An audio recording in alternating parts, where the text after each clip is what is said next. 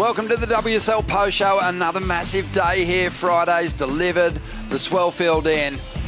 And the competitors really fired up in that round of 16. The quarterfinals are set. We got so much to break down. Ronnie Blakey with Felicity Parmentier and Richie Lovett. Rich, what a way to finish things off. Oh, it's just amazing. We did it once the other day and it was just so good. Let's do it again. And great to have Fish. And, he is just a crowd favourite. He's got them all amped up, and we saw some great surfing.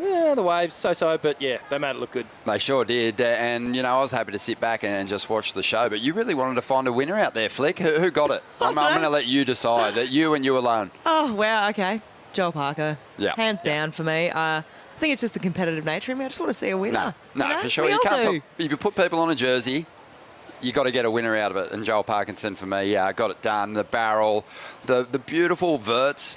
Yeah. That vertical work that he did, those really deep bottom turns, they're just timeless. Oh, the way he was able to pivot off the bottom and just fade as well, the read on the wave, I was like, that is classic Joel Parker. And comboed with the barrel, clear winner. Done. Yeah, the conditions, Rich, obviously, with that wind, we knew it was coming, deteriorated a little bit. But when we rocked up this morning, it was firing. Oh, this morning was a treat, and we knew the swell was going to arrive overnight. It was going to kick, start creeping around the corner a bit. Yesterday was so south. It was the beginning of the swell. And it was just a day filled with amazing, amazing rides. Bunch of rides up in the excellent range and special day. Yeah, and on the men's side, there was no one better than Sammy Pupo. We're going to have a look at his performance now, putting together the biggest heat score total of the contest so far. Let's have a look at the work. This was his opening ride. Yeah, so Sammy just took to the face and just absolutely annihilated, just ripping through these turns. Really turned up the volume in the speed department and the power department as well. Just cutting through these little chatters and chops, but making it look so smooth and aggressive. Up against Jacob Wilcox too. On paper, it was the heat of the round, but it wasn't really the toe-to-toe battle that we expected. No, exactly. Coming into, look at that tube. Wow. Far out. You just look at the conditions and how glassy it was, how silky smooth the ocean was, and Sammy really making the most of it. But yeah, on paper, it was the heat of the draw.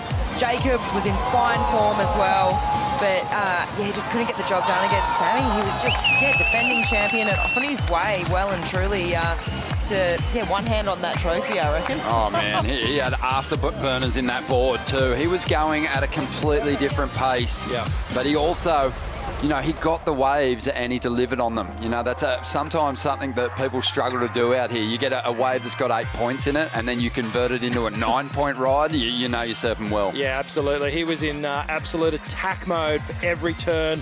Every moment he looked so connected and in sync with what the ocean was delivering. He was in perfect unison with the sets. He was throwing away sevens, and Jacob, unfortunately, because for me, the form goofy footer of the event so far, he just came up against someone who was just on total fire today. Make no mistake about it, Sammy Pupo is the man to beat, chasing back-to-back victories here at the Bonsoy Gold Coast Pro, presented by GWM, as we look at the Bailey Ladders quarterfinal bracket and some great matchups to look forward to here, Flick. Oh, wow. All of them are really good, but, I'm looking at quarter two. Dakota, for me, has impressed me this whole event. First year on the Challengers Series, he's made it all the way through to the quarters. He's put together really smart heats, but he's coming up against Mikey, who I think today has really found his form. I feel like earlier on in the event, he was kind of struggling. He had a couple of hard heats, but got the job done. So that one for me, quarter two, is really exciting. But, they all look look half of the draw is hard to go past, though, isn't it, Rich? 100%. Sammy Pupo, defending champ, up against Ian Gavea, who was lightning fast today. But for me, Georgie Pitter and Michael Rodriguez, this is going to be the biggest test for George, I think. Michael Rodriguez was only second to Sammy Pupo today in terms of speed and just connection to the wave.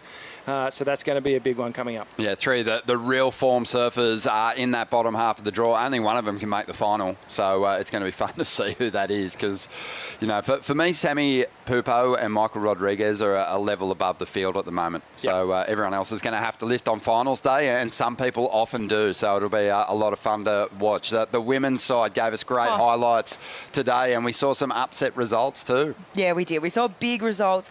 For me, obviously, that heat with Sammy was incredible against Jacob. But I think the women, for me, put on the best show, had great conditions this morning. Macy's 10. I mean, that was unbelievable. First 10 on the Women's Challenger Series that we've seen so far. And Sally, the barrel that she got as well, they really just rose to the occasion. It made me super stoked. They had great waves for sure, but let's have a look at Heat 5. Luana Silva bumped off the championship tour. A tough draw for her up against Vahine, but she dropped a great score earlier on. She looks really composed, has paced herself well through the contest so far and had excellent numbers in this heat. Yeah, absolutely. And just have a look at the waves that we got this morning. Just groomed, snapper rocks, offering barrels, offering turns. And Luana Silva, just again, one of these surfers that was just in a really nice rhythm down the line, mixing things up, showing great variety of manoeuvres here, but picked off 2 jams. And you can tell when a surfer's not holding back.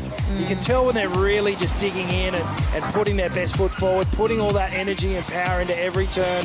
Just a committed approach. Great to see from Luana. Yeah, I think the real positive for Luana is she got an 8.07 on this wave.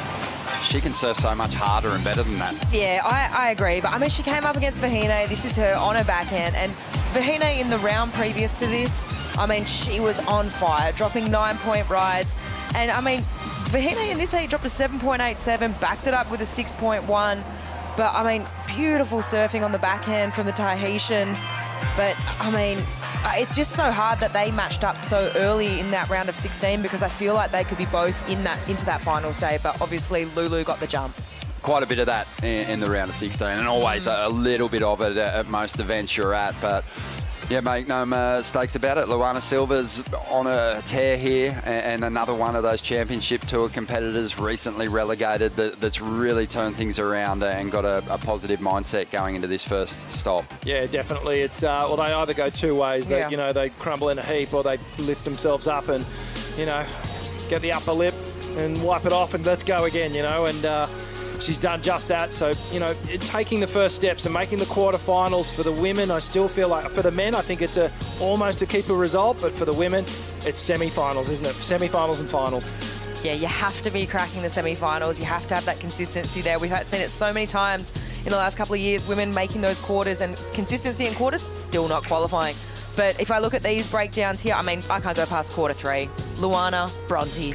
They have been putting on a show. Bronte, for me, on her backhand at the moment is almost looking untouchable. But then you got a dark horse in quarter 2, Macy, who dropped a 10 today, coming up against Isabella, who surfs this wave and point breaks so incredibly well.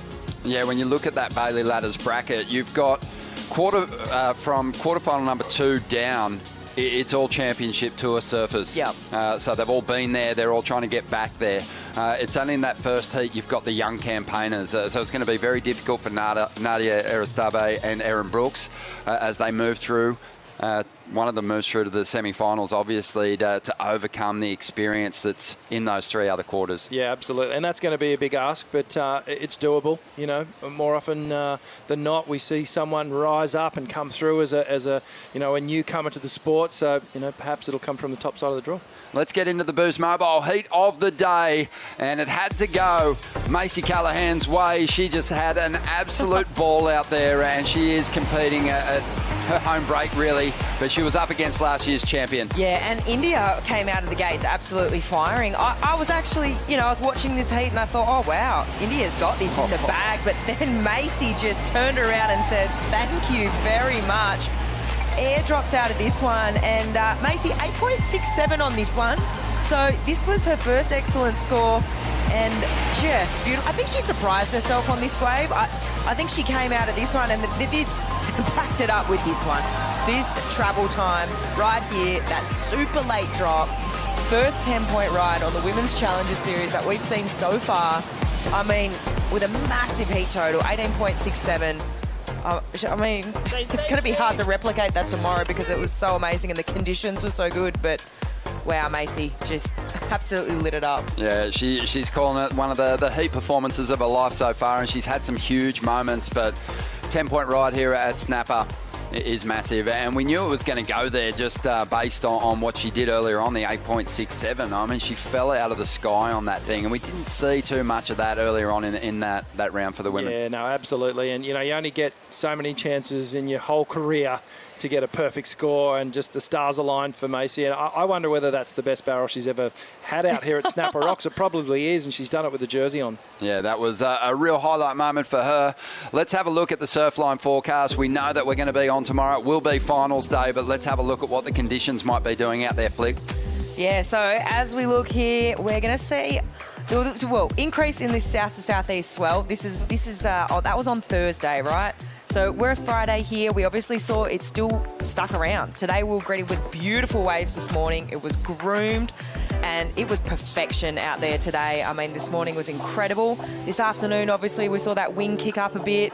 But good news is that a bit of that swell is going to be hanging around for tomorrow. So I think we're going to see great waves for finals day. Yeah, it could be nice and wally too, Rich, with a bit more of an easterly direction in that swell. Yeah, I went pretty deep on the charts this morning, and it does tick around more to the east.